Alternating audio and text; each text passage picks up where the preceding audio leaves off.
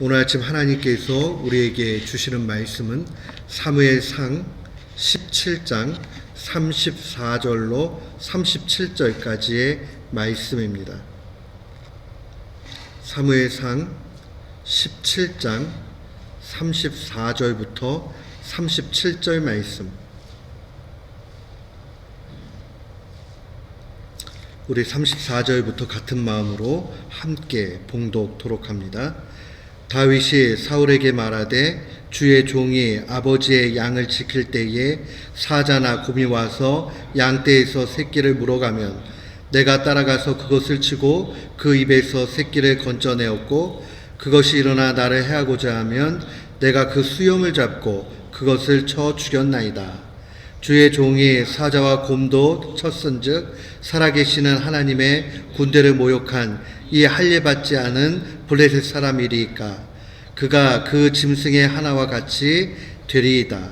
또 다윗이 이르되 여호와께서 나를 사자의 발톱과 곰의 발톱에서 건져내셨은즉 나를 이 블레셋 사람의 손에서 건져내시리이다. 사울이 다윗에게 이르되 가라, 여호와께서 너와 함께 계시기를 원하노라. 아멘. 제가 고등학교 시절입니다. 목사님께서 설교하시면서 이런 질문했습니다. 하나님께서 어떤 사람을 또 쓰실까요? 여러분, 금그릇이 있고 은그릇이 있고 놋그릇이 있습니다. 여러분이 주인이라면 어떤 그릇을 사용하겠습니까? 우리 상식선에서 그런 생각하죠. 야, 금그릇이 되면 좋겠고 금그릇에 밥 먹으면 제일 좋겠다. 그러니 금그릇으로 쓰이는 것 제일 좋지 않을까. 근데 그 목사님이 이런 말씀하셨어요. 금그릇 좋고 은그릇 좋지만은 그러나 하나님은 깨끗한 그릇을 사용하십니다.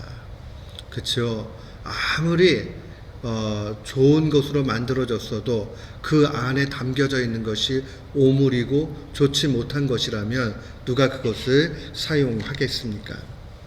이 깨끗한 그릇, 과연 이 깨끗한 그릇은 무엇을 의미합니까? 그것은 바로 우리가 앞선 장에서도 살펴봤지만 하나님의 인도함을 받는 사람, 그 사람이 바로 깨끗한 그릇입니다.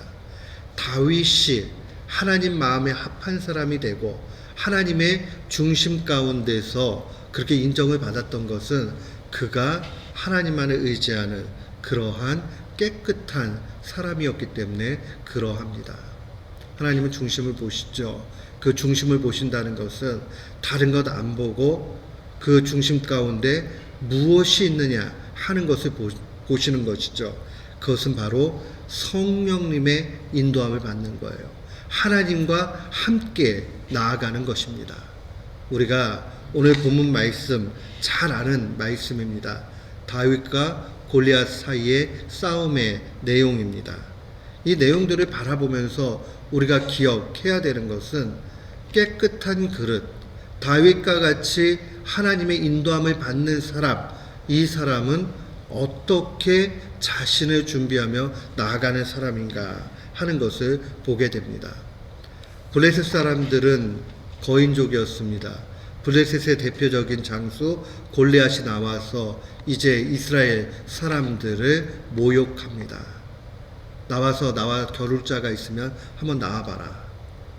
결국 이스라엘 백성을 모욕하는 듯 하지만 그 궁극적인 목표는 그들이 믿고 있는 여호와 하나님을 모욕하는 일이고 업신여기는 모습이었습니다. 이 모습을 다윗이 자기 형에게 음식을 갖다 주려고 갔다가 보게 됩니다. 그리고 나서 사울 왕에게 나아가서 자신을 싸움터로 보내달라. 다들 덜덜 떨었거든요. 이 골리앗을 바라보면서 그 앞에 야, 우리는 정말 가능성 없다. 누구도 나갈 수 없었어요. 그러나 이 다윗이, 어린 소년 다윗이 그 앞으로 나아갑니다. 그때에 사울 왕이 안 된다고 처음에 이야기하죠. 33절 보십시오. 사울이 다윗에게 이르되 네가 가서 저 블레셋 사람과 싸울 수 없으리니 너는 소년이고 그는 어려서부터 용사다 라고 그렇게 이야기합니다.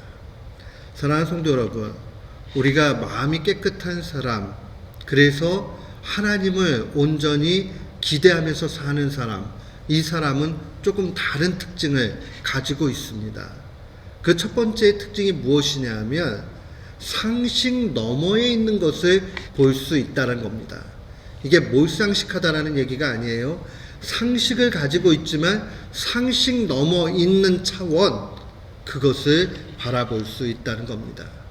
지금 하나님의 영의 인도함을 받지 못하고 있는 사울 왕은 그저 인간적인 지혜 가운데서 상식선까지 바라봅니다. 그 상식이 무엇이에요? 그렇죠. 다윗은 소년에 불과하고 양치기에 불과하고 싸움을 해본 적 없는 그러한 사람에 불과해요. 그러나 골리앗은 어릴 때부터 싸움에 능한 그러한 젊어서부터의 용사라고 그렇게 바라봅니다. 게임이 안 된다는 것이죠.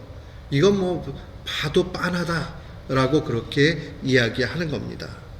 이러한 상황 속에 상식선에서 바라보고 있는 사울 왕과 대개 이 다윗은 좀 다른 차원을 보고 있는 것을 보게 됩니다.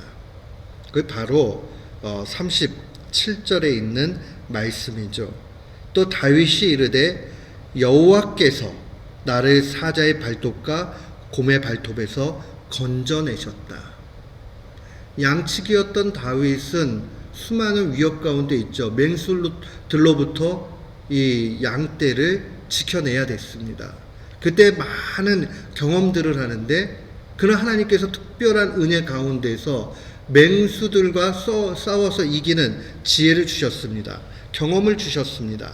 34절에 보니 주의 종이 아버지의 양을 지킬 때에 사자나 곰이 와서 양떼에서 새끼를 물어가면 내가 따라가서 그것을 치고 그 입에서 새끼를 건져냈다. 상식선에서 좀 말이 안 되지만 그러나 그는 그 경험이 있어요. 근데 이 다윗에게 있어서 정말 뛰어난 점은 그의 용맹스러움이 아니었어요. 그거 뭐 조금 인간적인 눈으로 볼 때 괜찮지요. 그러나 진짜 중요한 것은 37절에 그가 고백하고 있는 내용의 주어 자체가 여호와께서라는 말로 시작한다는 겁니다. 하나님이 그렇게 하셨다는 거예요. 사랑하는 성도 여러분, 이게 쉬운 것 같지만 쉽지 않습니다. 우리는 우리의 경험과 우리의 승리함과 우리의 잘됨을 바라보고 내가 라는 생각을 할 때가 많이 있습니다. 그러나 다윗은 하나님의 영의 인도함을 받는 사람이었고 그는 하나님께서 이 모든 승리의 주인이라는 사실을 놓치지 않고 있습니다. 사랑하는 성도 여러분, 우리가 인생 살 때에 신앙의 여정을 달려갈 때에 이거 놓치지 말아야 됩니다. 모든 영광을 하나님 앞에 돌린다. 모든 것을 하나님께 감사한다 하는 것은 다른 것 아니에요. 내게 놓여져 있는 모든 일들을 주님이 이끌어 주셨다는 겁니다. 사자의 발톱에서, 곰의 발톱에서 그가 해함을 당하지 않고 죽지 않은 것은 결국 하나님의 은혜였다라는 고백입니다. 다윗이 고백은 안 하지만 기록은 안 돼 있지만 다윗이 목숨을 잃을 만한 그런 위험 속에 안 놓여졌을까요? 좋게 놓여졌을 거예요.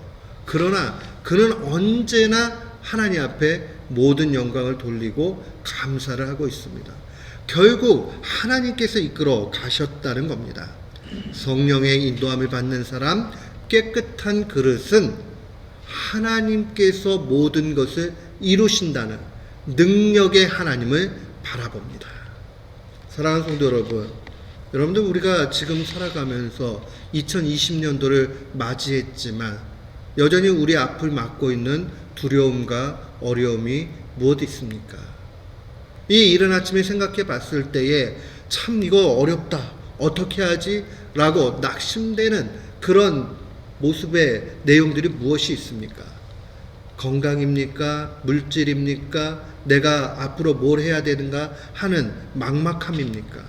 뭐든 다 좋아요.